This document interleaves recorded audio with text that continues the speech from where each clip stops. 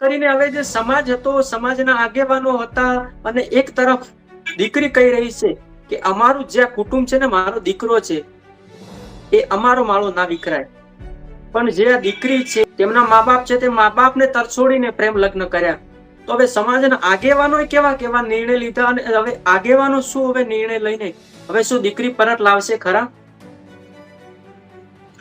જો નિર્મલભાઈ વાત કરવામાં આવે તો તેમના મા બાપ કરુણ આંસુએ રડી રહ્યા છે, અને ત્યાંના સ્થાનિક આગેવાનો અને આજે ગુજરાતના ચૌધરી સમાજ 64 ગોળ આજણા, આજે બનાસકાંઠા અંદર ગણાય છે 64 ગોળ આજણા, તે 64 ગોળ આજણાના યુવાન આગેવાનો અને રાજકીય સામાજિક આગેવાનો ત્યાં ઉપસ્થિત હતા.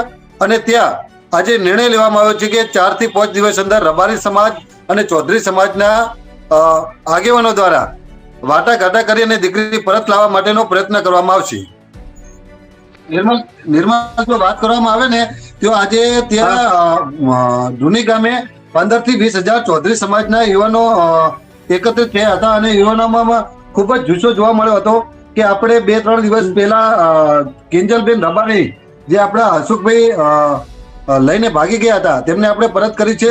તો રબારી સમાજના આગેવાનો પણ અપીલ કરી છે કે કોઈ પણ સંજોગે અમારી દીકરી કંકુબેન અમને પરત કરો, તેવી યુવાનોમાં ખૂબ જ જુસ્સો જોવા મળ્યો હતો.